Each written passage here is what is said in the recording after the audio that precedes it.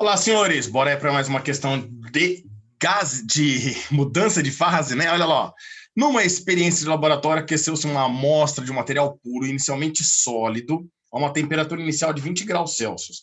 Durante toda a experiência, o material recebeu 200 calorias a cada minuto. Essa informação é importante. É a potência para nós, né? É a taxa de fornecimento de energia, ó. São 200 calorias a cada 1 minuto para nós. Se passar 2 minutos, 400 calorias. 3 minutos, 600 calorias, assim por diante, né? Uma regrinha de 3.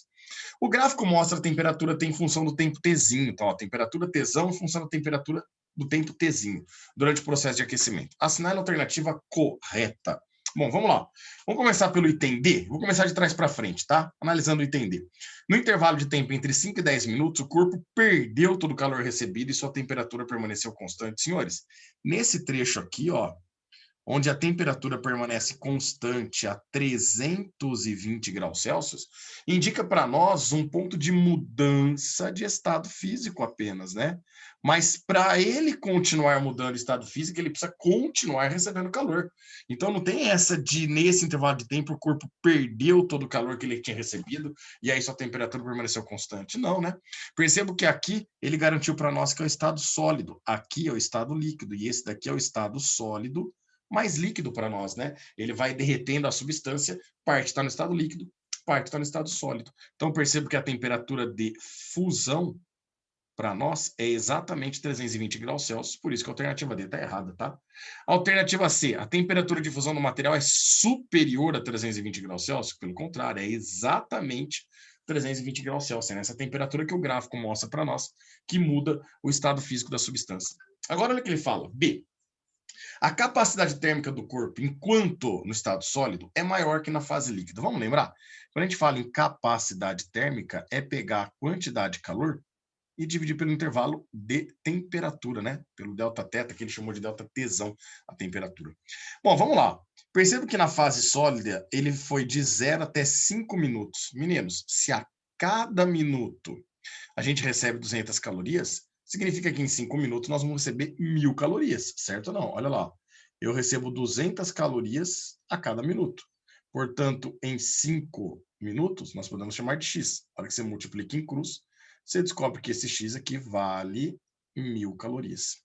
Então, olha só que bacana. No estado sólido, a capacidade térmica vai ser receber 1.000 calorias para fazer com que a temperatura vá de 20 até 320. Então, 320 menos 20, isso daqui daria 300 graus Celsius para nós.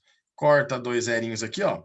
Vai ficar 10 dividido por 3. A gente chega aqui a capacidade térmica, que é aproximadamente 3,33 calorias por grau Celsius. Isso no estado sólido, né? E no estado líquido, vamos dar uma olhada? Olha só. No estado líquido, ele vai dos 10 minutos até os 15 minutos. Ele também varia 5 minutos, portanto, ele também recebe 1.000 calorias. Só que a temperatura agora varia de 320 até 450. 320 até 450 dá 120 graus Celsius. Aqui eu corto um zero com zero, e aí eu vou fazer esse 100 dividido por 12.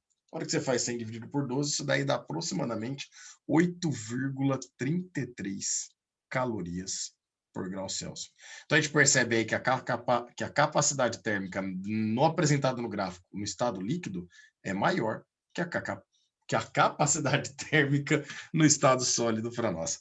Portanto, a alternativa B está errada, né? Ele fala que no estado sólido é maior que na fase líquida. É o contrário, na fase líquida é maior que o estado sólido. Portanto, só restou para nós a alternativa A aqui como correta. E vamos ver por quê? O calor específico do material na fase líquida é maior que na fase sólida. Bom, é a mesma substância, né? Então, se eu pegar aqui no estado sólido, eu tenho uma massa M. Quando ela estiver fundindo, a massa é a mesma massa M. E agora, no estado líquido, é a mesma massa M, certo?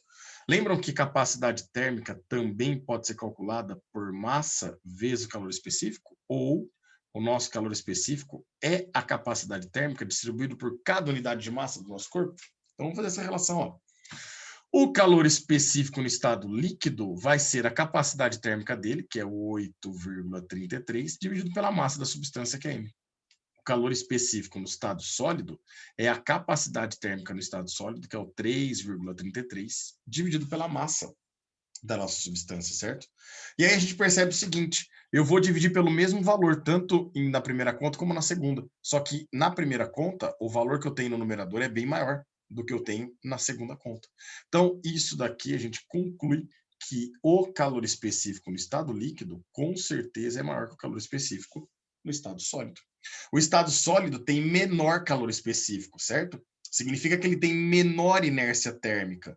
Significa que no mesmo intervalo de tempo, olha lá, ó, ou seja, recebendo a mesma quantidade de calor, o estado sólido consegue variar muito mais a sua temperatura, que foi de 300 graus Celsius, do que o estado líquido, que foi apenas de 120. Portanto, o calor específico do sólido é menor que o do líquido, ou do líquido maior que o do sólido, que dá para nós alternativar. Fechou? Grande abraço a todos e até mais.